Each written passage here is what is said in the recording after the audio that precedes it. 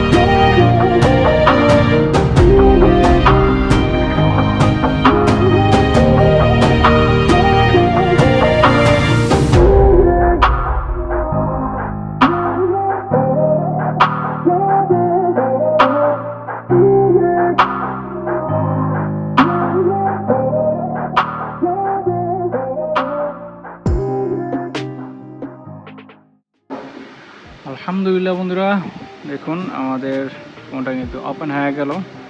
তো আমার এই ফোনের যেই সমস্যাটা ছিল, ফ্রন্ট ক্যামেরা আসতো না, তাহলে আমরা প্রথমে ক্যামেরাটাই চেক করে দেখি কী অবস্থা।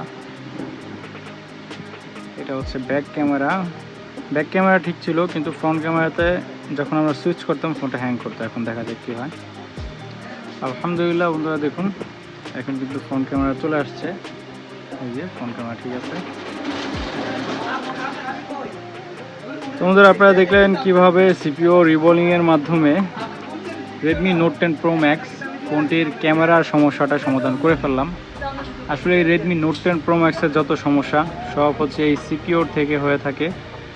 দেখা গেলো অনেক সময় ক্যামেরা আসে না, সাউন্ড চলে যায়, বিশেষ করে ফ্রন্ট ক্যামেরাটা চলে যায়, তারপর হচ্ছে সাউন্ড চলে যায়, সাউন্ড হয় না কোনো, তারপরে হচ্ছে রিস্টার্টের ইস্যু তৈরি হয়, আবার অনেক সময় দেখা যায় হঠাৎ করে ডেড হয়ে গেছে। আর এই ধরনের সমস্যা বেশিরভাগই তৈরি হয় হচ্ছে আপডেট দেওয়ার পর। এমনিতেও অনেক সময় আপডেট দেওয়া লাগে না, এমনিতেই অনেক সময় এই ধরনের সমস্যা দেখা যায়। তো আপনাদের কাছে যদি Redmi Note 10 Pro, Note 10 Pro Max, তারপর হচ্ছে Poco X3 Pro এই ফোনগুলোতে এই ধরনের সিমটম দেখা দেয় আপনাদের যে কোনো ফোনে, তাহলে কিন্তু অবশ্যই এই ফোনটি সিপিইউ রিবোলিংয়ের মাধ্যমে সমস্যাটা সমাধান করতে হবে। আর দেখলেন আমরা খুবই প্রফেশনালভাবে হচ্ছে এই কাজগুলো করে থাকি। আপনাদের যদি ফোনে এই ধরনের সমস্যা তৈরি হয় তাহলে কিন্তু আমাদের ডেসক্রিপশনে দেওয়া নাম্বারে যোগাযোগ করে অথবা ঠিকানায় এসে আপনারা বসে থেকে এ ধরনের কাজ করিয়ে নিতে পারবেন।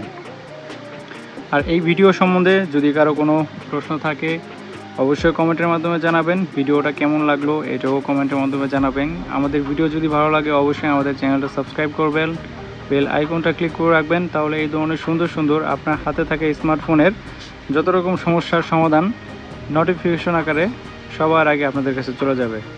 তো বন্ধুরা, সবাই ভালো থাকবেন, সুস্থ থাকবেন, এমনটাকে সাথে থাকবেন। আল্লাহ হাফেজ।